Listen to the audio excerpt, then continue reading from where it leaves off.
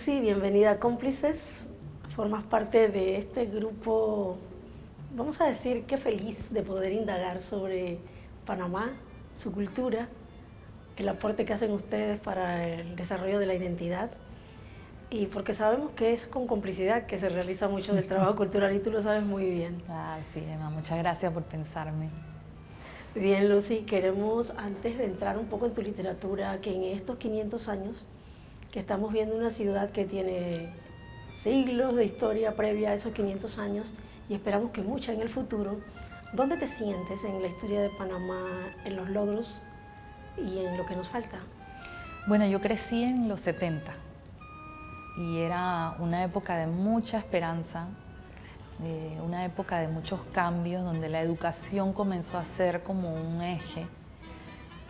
Mis hermanos, por ejemplo, pudieron acceder a la educación superior en esa época, la Universidad Tecnológica, la Universidad de Panamá, los grupos estudiantiles. Mi hermana pudo estudiar danza moderna. Entonces, yo crecí con esa esperanza, ¿no? Y con esa ingenuidad de que las cosas iban a cambiar y a ser mucho mejores para nosotros. Entonces yo me ubico siempre en esa época, en los 70, 80, donde todo estaba por hacerse. Y mi papá era uno que decía que en este país todo había que inventarlo, en los 70.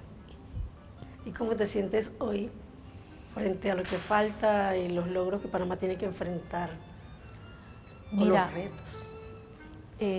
Siempre me pregunto por qué se detuvo todo.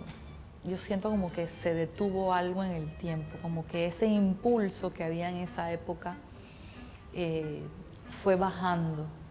Tal vez por nuestros problemas políticos internos y también todo lo que estaba pasando en el mundo a finales de los 80, principios de los 90. Yo creo que nos retrasó muchísimo como país. También el arrastre que teníamos de tanto racismo y xenofobia, yo creo que nos quitó la oportunidad de crecer mucho más, porque nosotros somos gente que aprendemos, que nos gusta agarrar de cualquier cultura. Lucy Chau, tú eres un ejemplo de esa diversidad cultural. ¿Cómo has enfrentado o cómo has saboreado esas dos culturas? Bueno, imagínate que en mi casa se hacían dos comidas todos los días, la china y la panameña. Todos los días mi papá hacía su comida oriental y mi mamá una comida entre lo caribeño y bueno, lo que se podía, ¿no? Lo panameño, ¿no? Para mí eran natural esos dos menús. Comer todo. Sí, esas dos comidas, esos dos olores, el jazmín, el tecito de jazmín, el arroz blanco, los marisquitos, los camaroncitos secos y por el otro lado la salsa esa roja, los tamales, el pollo guisado, la ensalada de papa con remolacha. O sea, claro. Yo lo veía como natural que ocurriera. Después cuando ya yo fui conociendo otras familias y crecí, se hacía una sola comida en esas casas y empecé como a reconocer que había algo especial en la mía, ¿no? Y bueno, también el hecho de que mi papá hablaba en chino y mi mamá hablaba en creol. Entonces, bueno, mi mamá también hablaba en castellano, y mi papá ahí medio que lo trabajaba, y mi abuelita que venía de Martinica hablaba en patuá. ¿Y cómo se comunicaban ellos dos? Bueno, sí, o sea, mi papá medio que picaba ahí un poquito de español, mi mamá hablaba español, mi abuela ahí muy suavemente, ¿no? Y la otra abuela era de Pedací. O sea, es más, yo hasta los 6 años yo te podía entender patuá. Solo que después por razones de más facilidad en la escuela, claro, ¿sabes? Que te estaba enseñando inglés y no sé qué, y francés también me metieron a estudiar francés. Ya era un conflicto que mi abuelita me hablara en ese idioma, ¿no? Entonces como que le bajaron un poco a eso, pero... A veces perdemos oportunidades precisamente por reforzar otras. Hoy por hoy esa cultura universal, ¿cómo ha influido en ti? Porque además has estudiado inglés, eres traductora, tienes una cultura universal.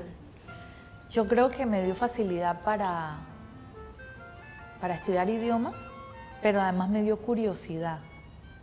me dio curiosidad de la gente, de sus vidas. Entonces fantaseo también mirando a una persona y tratando de ver su historia. Fantaseo también con la comunicación entre personas a través de la literatura, claro, a través de sus cuentos, de su filosofía de vida. Entonces eso es lo que a mí me pasa, de escuchar y de ver tanta gente distinta en mi casa, ¿no? Como mujer también tienes otra sensibilidad para percibir y explorar en ciertas áreas de la literatura. ¿Cómo sientes tú que está la mujer, Lucy Chao, en La casa rota, en su forma de percibir? Mira, ese libro, yo le digo a la gente que tiene 3 dimensiones. Y hay una ruptura en la casa como cuerpo, luego en la casa como estructura, vivienda, claro, y luego en la casa como país. Y en ese punto, más o menos donde ese libro empezó a gestarse, había una ruptura en todo. Dentro de mí había una ruptura en todo. Una ruptura que no necesariamente significa algo negativo, sino un cambio drástico. Como país lo vimos, ¿no? Yo tengo ahí un poema que se llama 1989. Sí, la invasión. En donde más que nada es una pregunta, o sea, ¿cómo fue que no nos dimos cuenta que esto se estaba quebrando? Entonces, la casa está rota. Exacto. Y otra cosa que a mí me pasó fue que yo desde que me gradué de la escuela había estado trabajando mucho sin vacaciones ni nada. Y un día, bueno, cuando me quedé sin trabajo, yo volteé a ver a mi casa y yo no la conocía. Viste que a veces uno agarra la casa como para ir a dormir. Y todo se va resquebrajando también, ¿no? Como que las estructuras sufren y las personas sufrimos. Y es que las personas tenemos relaciones con las casas, mira también los animales, cómo se afectan si te mudas. Exacto, su nido, su trinchera, eso es la casa, ¿no? Entonces, esas 3 dimensiones se conjugaron ahí en ese libro y me dieron esa visión de que wow, en algún momento uno para y dice, algo pasó, ¿no? Y me gustó que el jurado lo valorara y que la contraportada en Otoniel Guevara se refiriera de una manera tan hermosa a tu libro. La verdad que es muy valioso. Y entre casas y puertas, luego este libro de La puerta hacia adentro, que también es otra forma de exploración. Vivimos tan atados a obsesiones, a los temas de, digamos que con el encuentro con el ser superior, pero también con los sortilegios, y creemos que hay fuerzas naturales que dominan nuestro destino más que nosotros mismos. ¿Y tú cómo construiste esos personajes que te van llevando de puerta en puerta y hacia adentro de cada uno? De La puerta hacia adentro, que es el libro de cuentos, fue lo que quedó de los apuntes de La casa rota. O sea, yo primero... Sé que hay una relación, claro. Es que yo tenía un cuaderno donde yo anotaba las cosas que me llamaban la atención de la casa o de las relaciones familiares, y de otras casas. Las dinámicas de las casas. Exacto. Porque yo quería entenderlas. Entonces, terminé con La casa rota, esa fue al Miró y tal. Con los apuntes que quedaron, yo construí esos cuentos. Y yo sabía que yo tenía algunos ya hechos. Claro. Y me di cuenta que toda mi dinámica tenía que ver en ese momento de mi vida con la casa, como una pregunta. Y me gustan muchos cuentos. El del Feng Shui es un cuento extraordinario. Bueno, muchas gracias.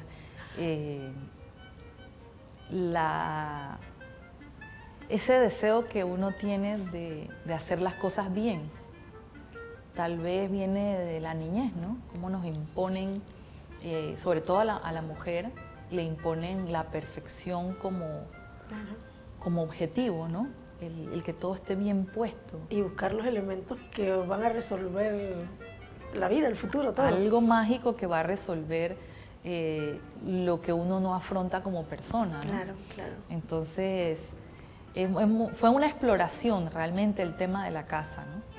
Hasta que me amigué con la casa, hasta que me amigué también con el país, me amigué también conmigo misma y empecé, digamos, otros procesos.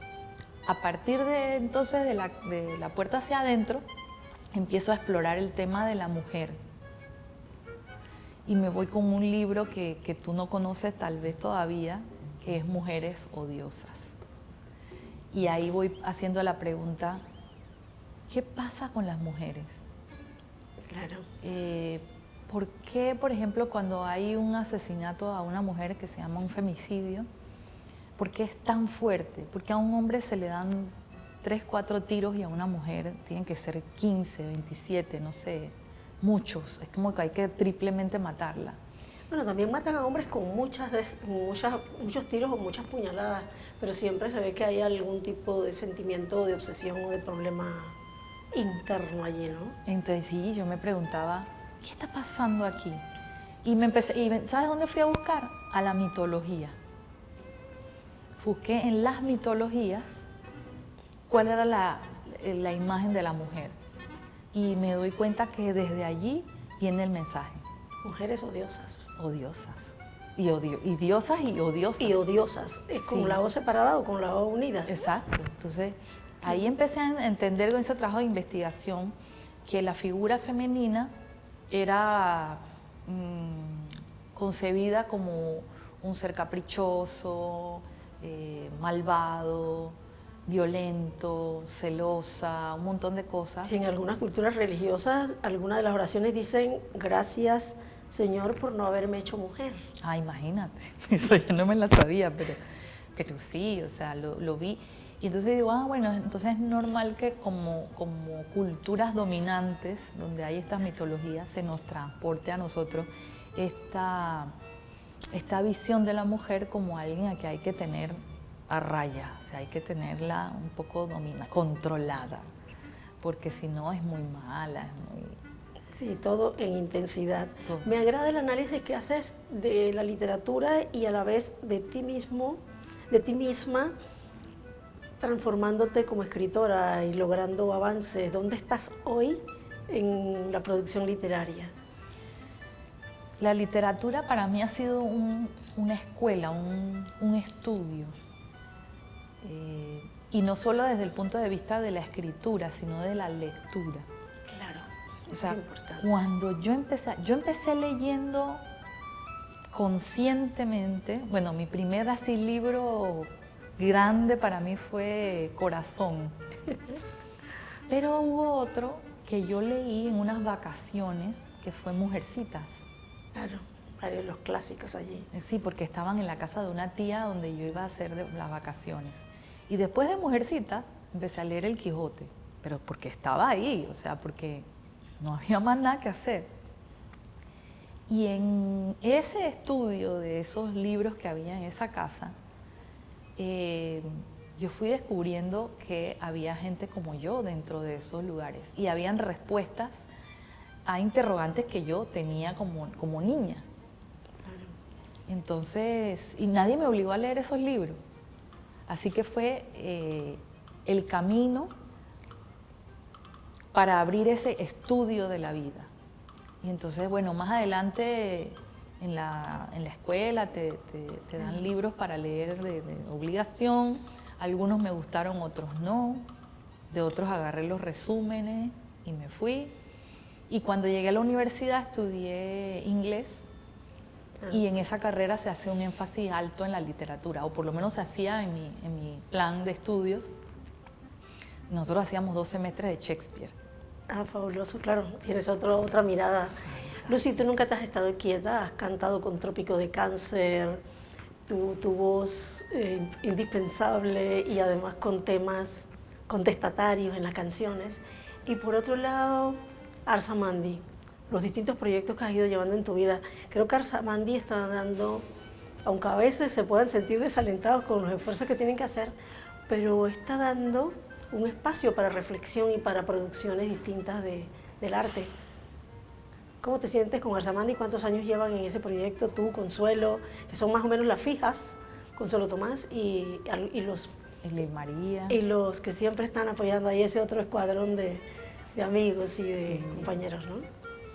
Mira, el arte, los festivales de poesía, las exposiciones, todos estos espacios son como un bastión de resistencia ante, digamos, imposiciones del mercado.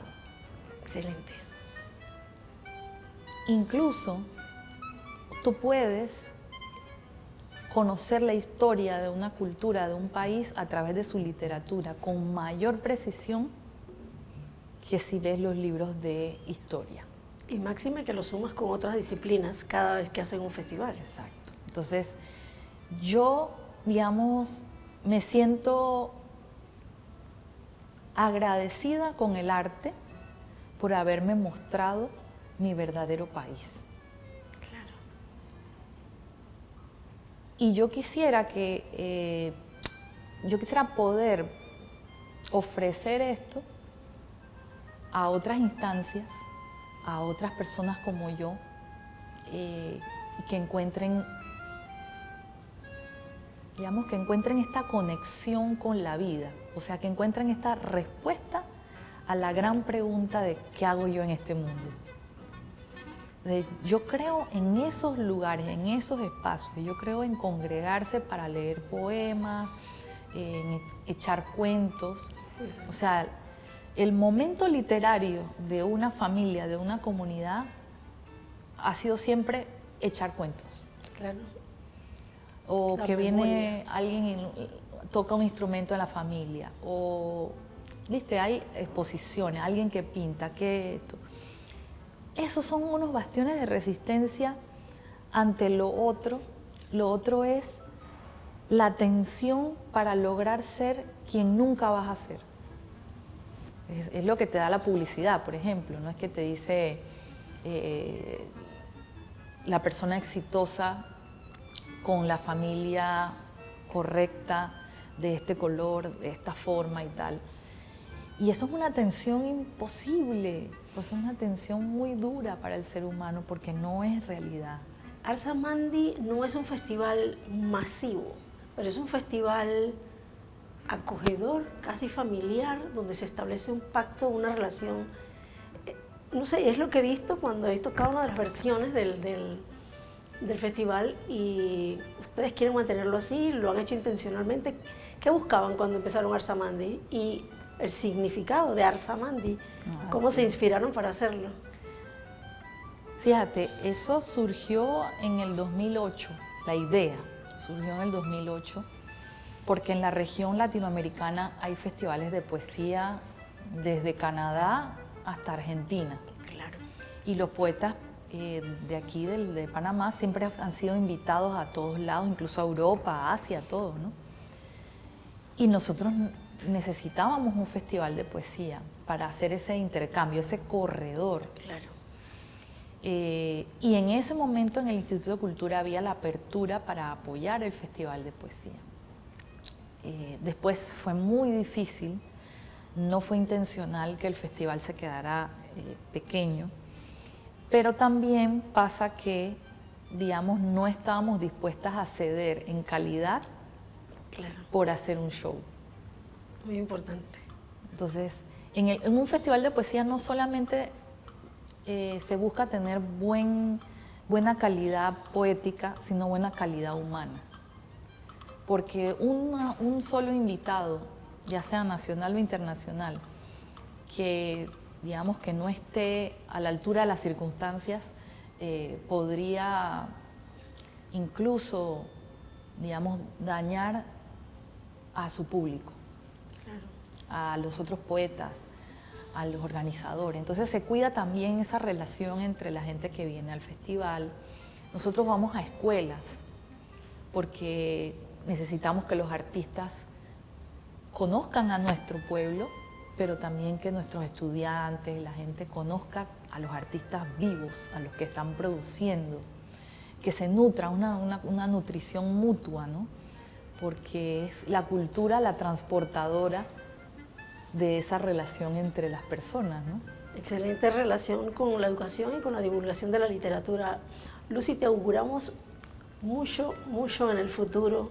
Y cómplice se siente honrado de tenerte aquí hoy, la voz de la mujer diversa, la mujer emprendedora y escritora premiada a nivel nacional y a nivel internacional. Así que encantadísima de tenerte aquí. Gracias, querida. Un placer. Muchas gracias, la verdad. Muy rico conversar. Se siente como para extender.